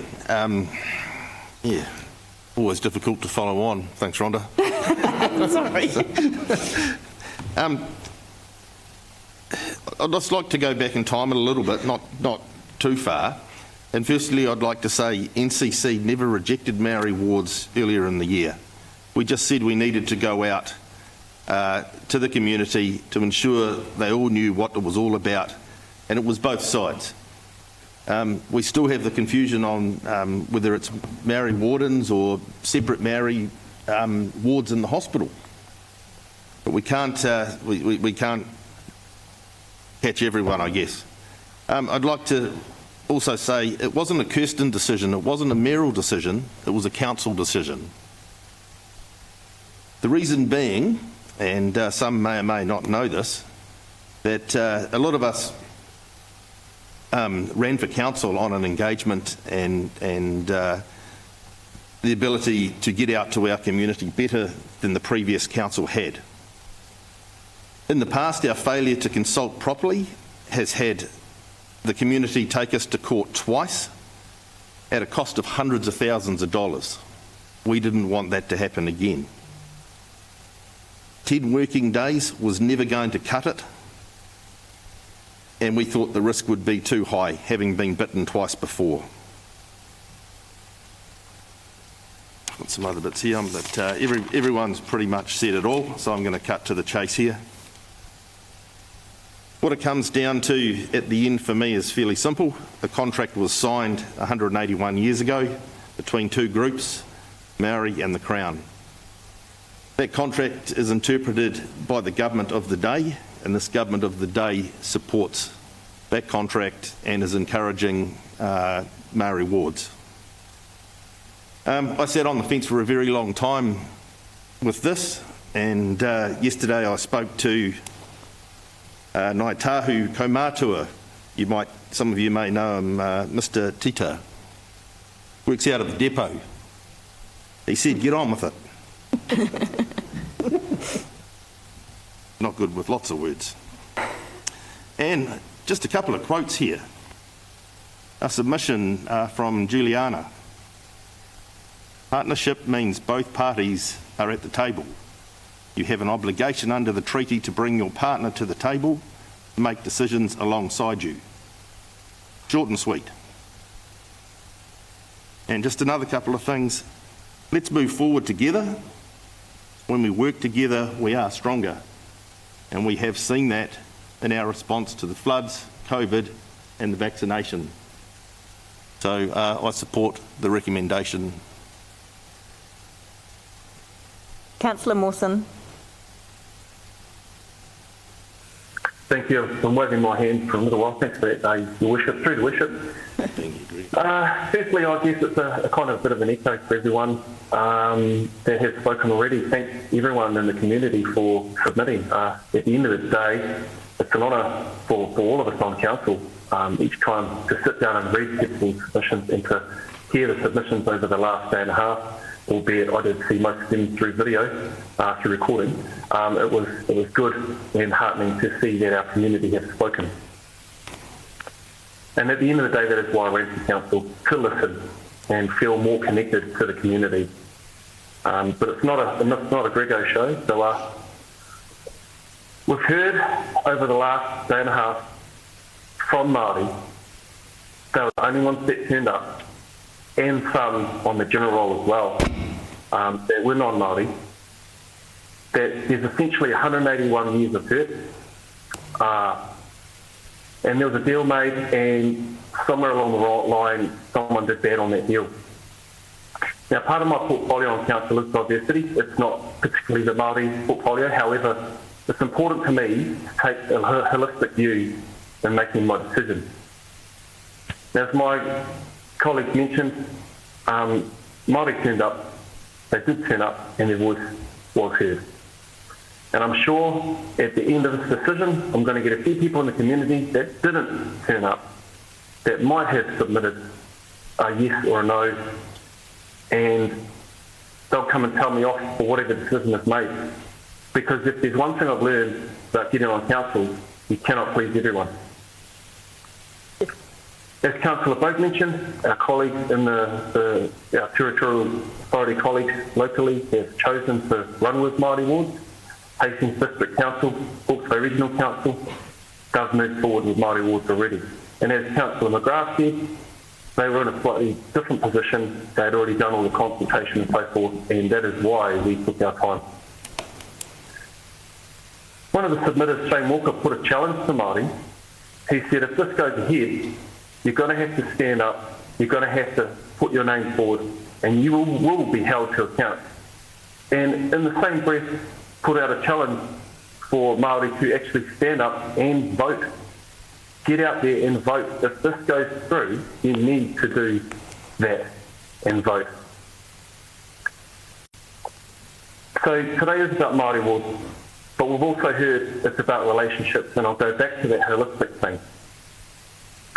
We do have a few other things happening that are coming forward that will require solid relationships with Māori. Whether those out there that don't think it's right or not, the reality is we need those relationships built. And as Shane said, that relationship isn't great now. We have free waters reform coming up, and we need good relationships for whatever decision we make. So on that note, I do support wholeheartedly the creation of Māori wards for nature. Thank you. Councillor Price.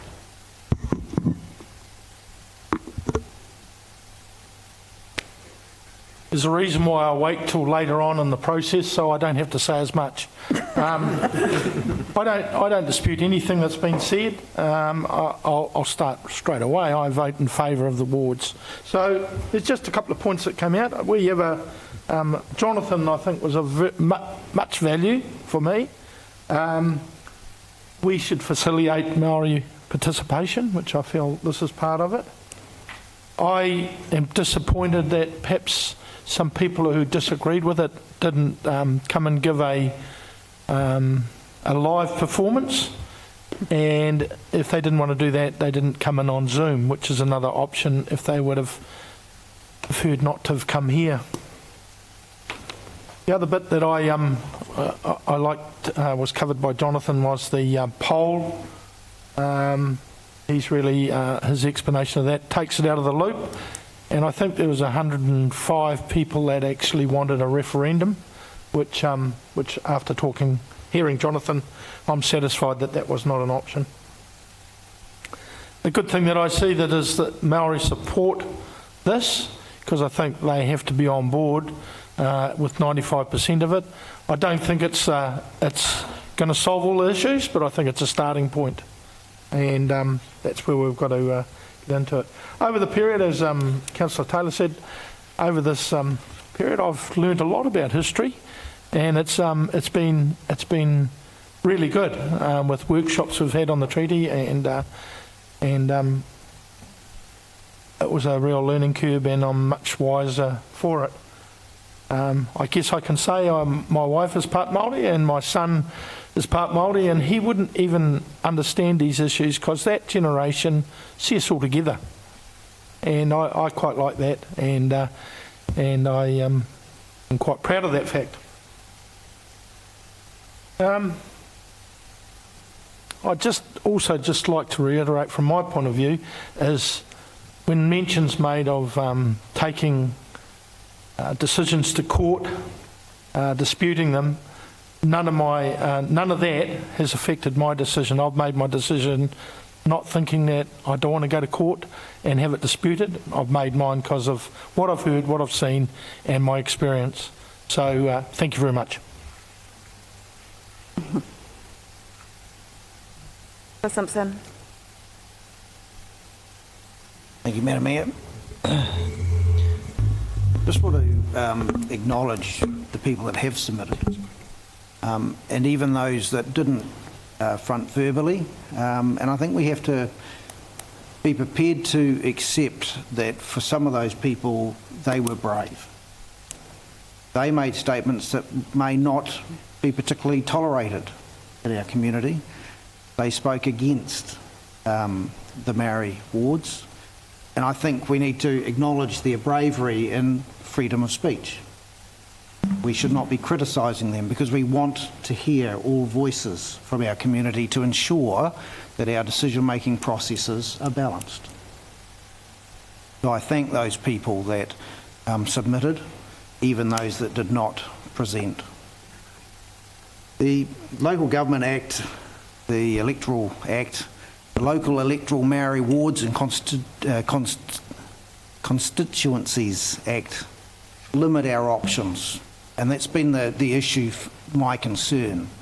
I don't believe that Maori Wards is the best option, but it's actually the only option. That's the problem with this debate. To create better partnerships and to enable better discussion, dialogue, and broader thinking at our table, it is the only option. That's why during the public submissions I asked the questions, is this our only option? And unfortunately, that was the answer we received. The option could be, of course, to say no, but that's not actually the logical option. The thing that I think the challenge for us now is to look forward, to make sure that we have an active ingredient within our local governance that ensures that we are all wiser, and I think the last 5 months has been very beneficial. And in fact, the last 3 days have been probably the most. I think it's important that we now place a challenge to the enthusiasm this has shown us.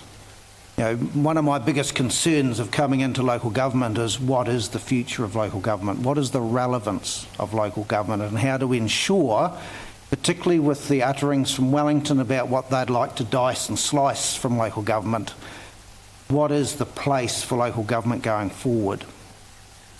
So it saddens me when I look at our Maori Consultative Committee that there are a number of vacancies. And the challenge now between now and the election where Maori Wards is available is for Maori to get engaged and to help us make good decisions between now and then. That is the opportunity. Many spoke of the opportunities. That is an opportunity that has, for the number of years, been absent. It's important that we have open voice. It's important that we all understand each other's views. It did concern me during the submissions, the reference to Councillor Crone and Councillor Tapani not providing Maori voice.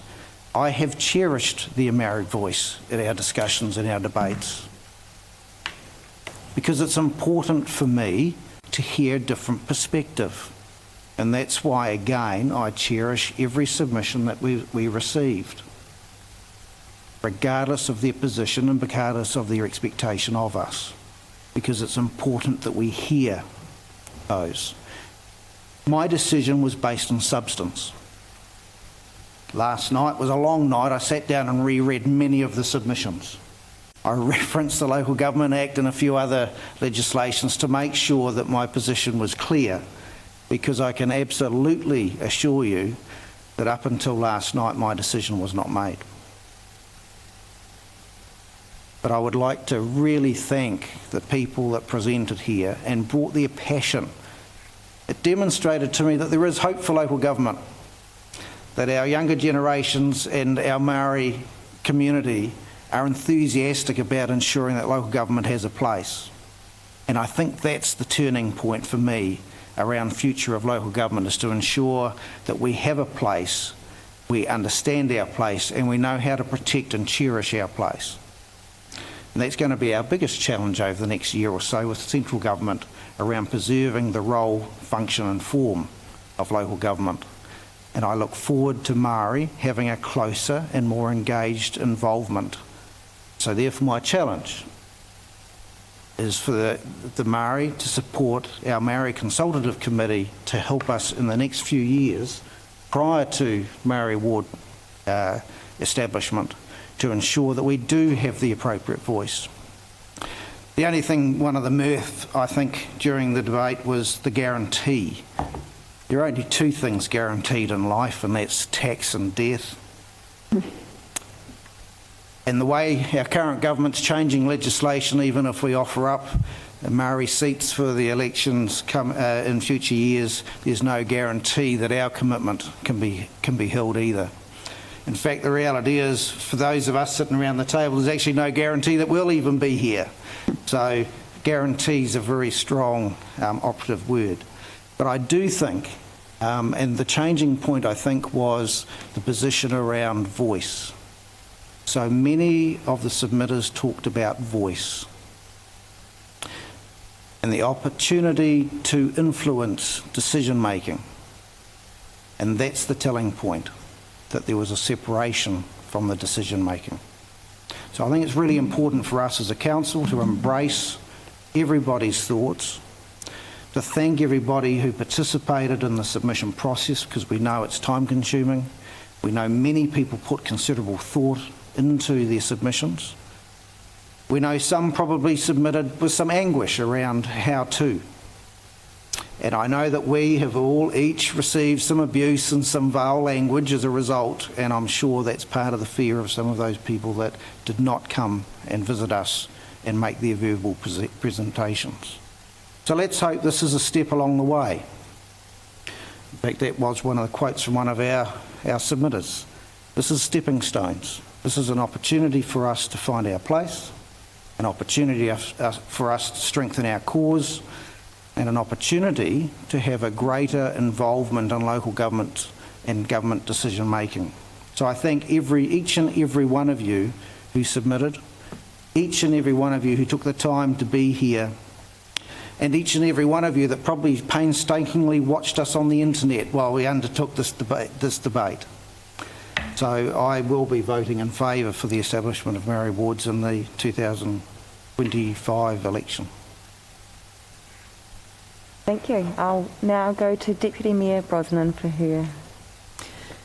Ngā mihi kia koutou katoa. I'd like to start by tautokoing the Mayor's introductory comments. I know a lot of it's been said already by my colleagues around this table around how valuable the submissions that we received were. What I'd like to speak to today is my journey with this decision, which has got me to a point today where I'm happy to second this decision and vote aye in favour of Māori wards for Ahuriri. So, Māori wards are no peach. The legislation that creates them has its issues, and the negatives of Māori wards are so many that it's hard to count. They segregate voters within the same whānau, they essentially cap the number of Māori elected members we can have. They reduce the number of seats those on the Māori roll could vote for potentially. They introduce an additional step to achieving the leadership role of the Mayor, and they increase barriers to individual Māori councillors entering the running, such as the cost of campaigning across a whole city ward rather than a smaller area. And lastly, they are such a divisive topic that the mere mention of them brings up feeling of māmai on one side and division on the other side of the debate. So I entered this consultation wanting to understand why.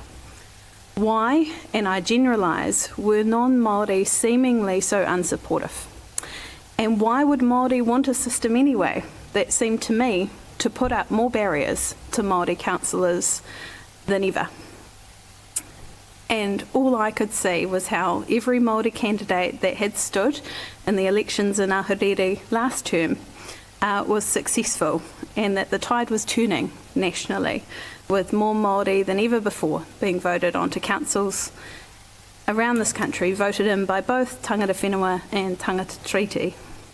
I now have these answers. I came at this from a firmly held personal view that having Māori elected onto council was by far the best system of local government we can have.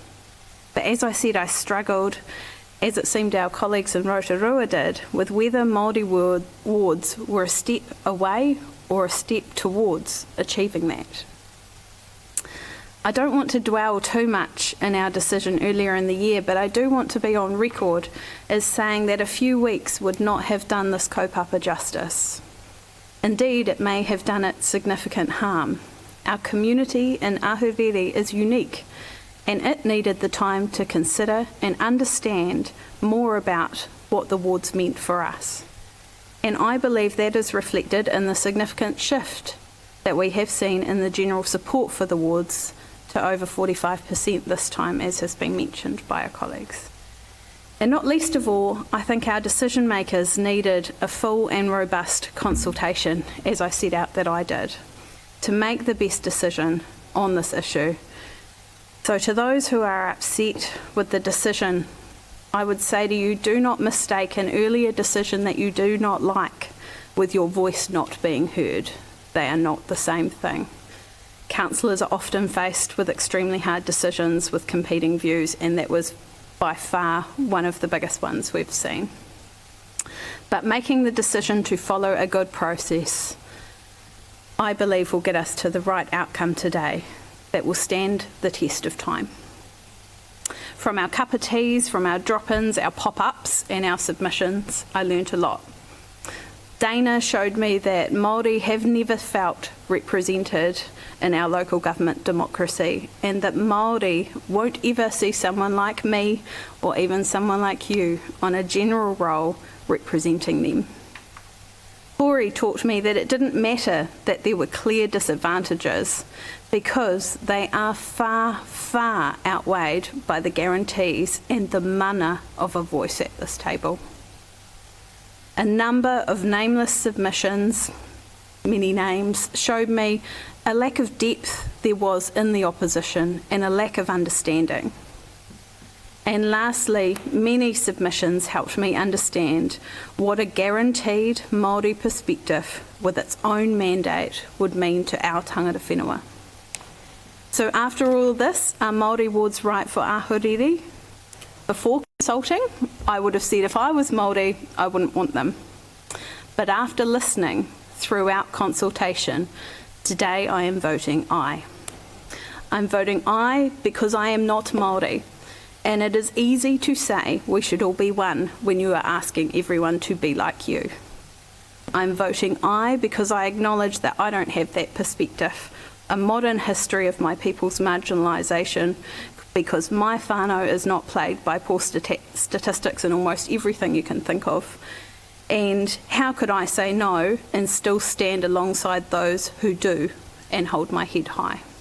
I am voting aye because it is obvious the current systems, including us, are not working for Māori, and nothing ever changes if nothing changes.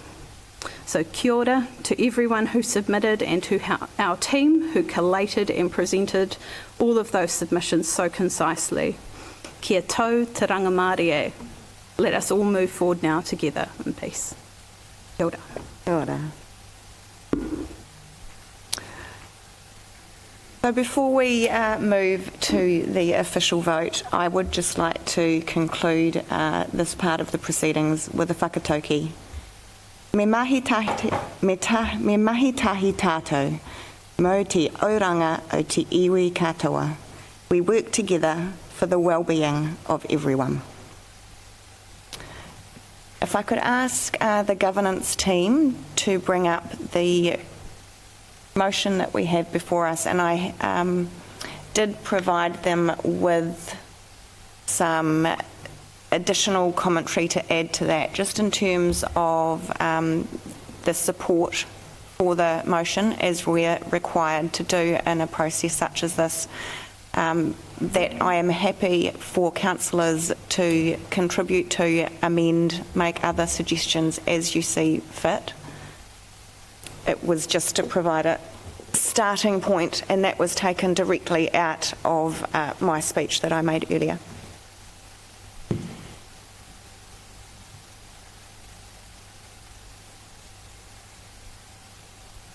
I'll just give you a moment to read through that. Is this visible to people watching online? Great, thank you.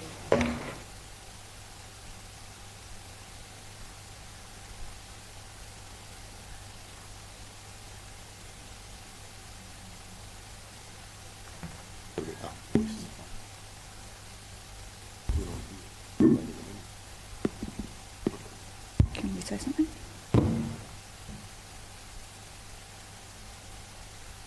Madam Mayor, just bullet point 3 around it provides Māori with a greater voice at the table. I'm just wondering about the need for greater. I think the voice would be... Remove greater? Yep.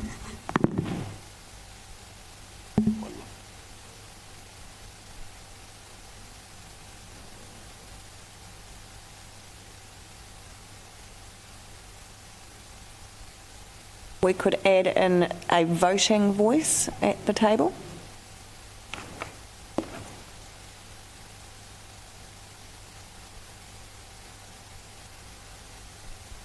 Change enable greater to ensure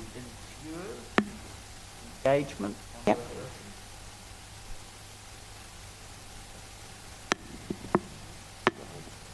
And again, taking out greater. think it might be worthwhile for us to include a bullet point around it contributing to the well-being of the entire community.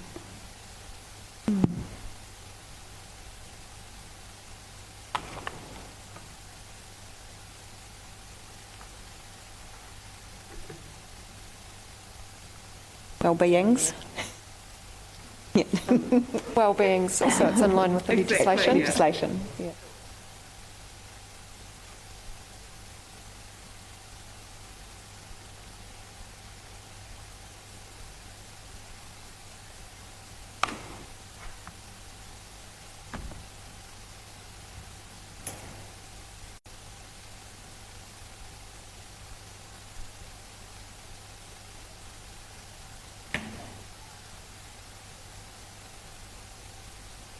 If we're all happy with... Your Worship, should we mention the consultation in there at all? For instance, it responds to the overwhelming support we received through consultation by those deemed most effective.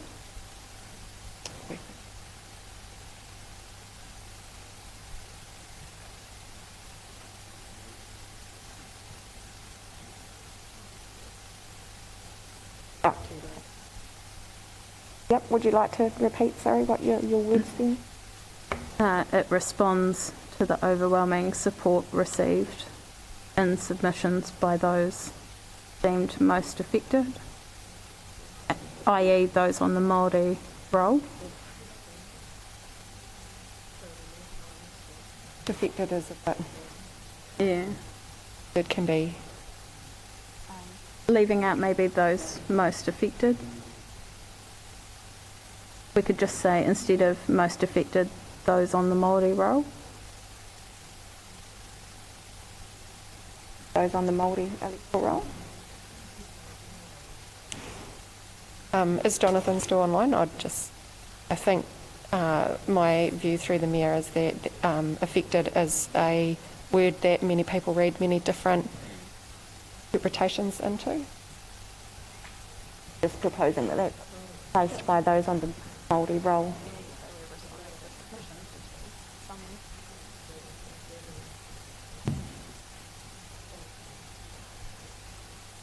Oh, okay.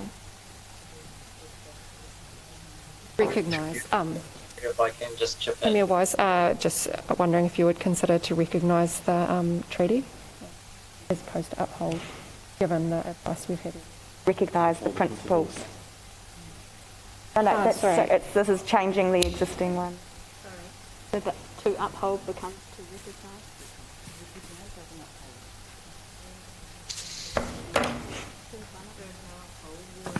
Third one up. I do too. I don't want to just...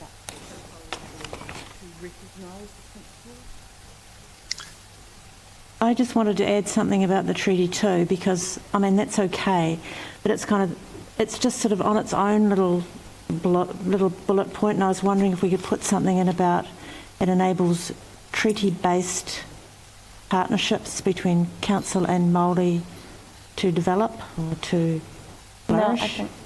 But through you, Mayor-wise, I think when we are required to do these bullet points, we don't have to encapture the whole conversation.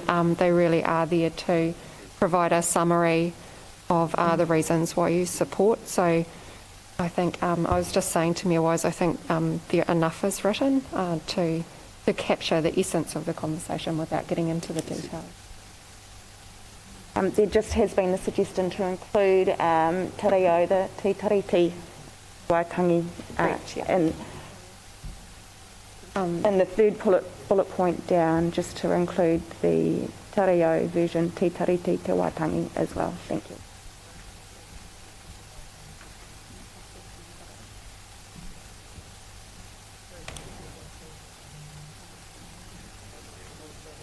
Sorry, Caroline. On the left side, TDT. Not in brackets.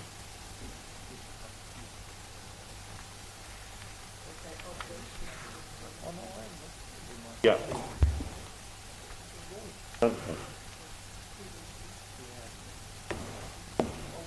For you, Mayor Wise, the one thing that's missing in support of this decision is the fact that we've actually asked for and listened to our community. It's not a reason to support the decision that we've made today. Yeah. Yeah. Well, Mayor-wise, you are coming up to 2 hours. However, depends how long we're going to wordsmith. So we just take a vote. If we've finished our wordsmithing, then I'll be putting it to the vote. And Yeah, then we No, go. we're still not predetermined. I think you have to give them half a break. You don't think this is Otherwise word? you have to now. You need some Māori. Okay, 2 minute adjournment. okay, so we will have a 2-minute adjournment. Otherwise we have to have the tenor lady. Tenor lady. Oh, I know.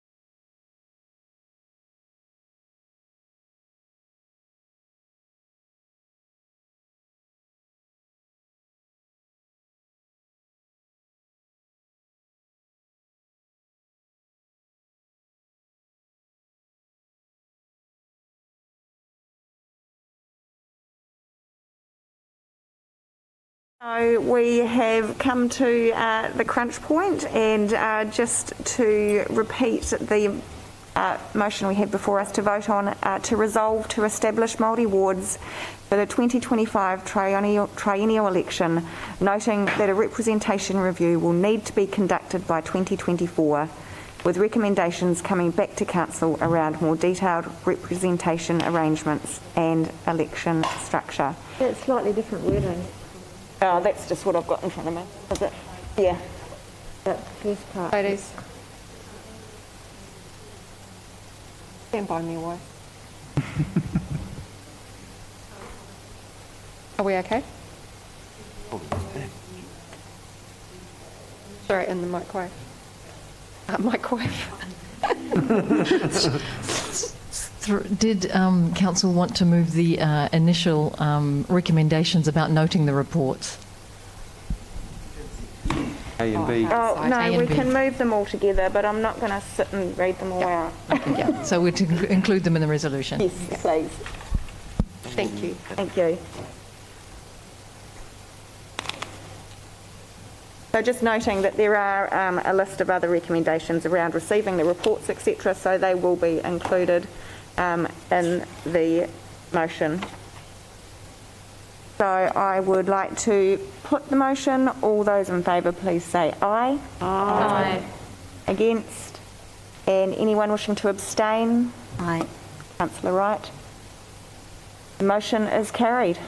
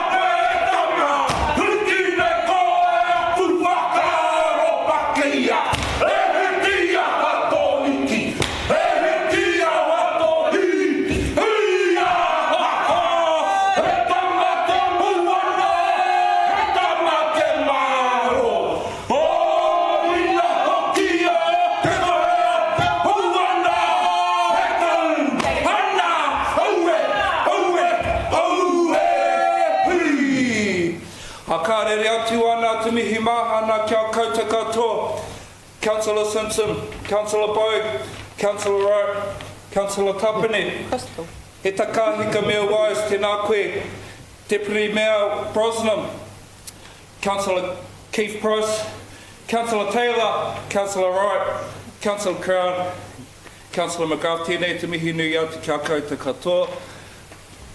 Grego, tēnā koe hoki. Huri noi tō tātou nei whare, tēnā koutou, tēnā koutou te rā, tēnā tātou katoa. Kia ora, koutou katoa. Amen. Kia ora. Hea koe te mutuna o tātou te kare ke meha. Pōkoe rā. Mai e, te tipua, mai e, te tāwhitu, mai e, te kāhuianga ariki, mai e, te tāwhiwhi kia rongo. Whakao te nuku, whakao te rangi, te manoa ki tō manoa e rongo, ki tōku manoa e rongo. A tēnā ka whakiria, huhi wero tau mai te Māori, haumi e hui e, tai ki e. Thank you everybody for your incredible participation over the last 3 days, and I now declare the meeting closed.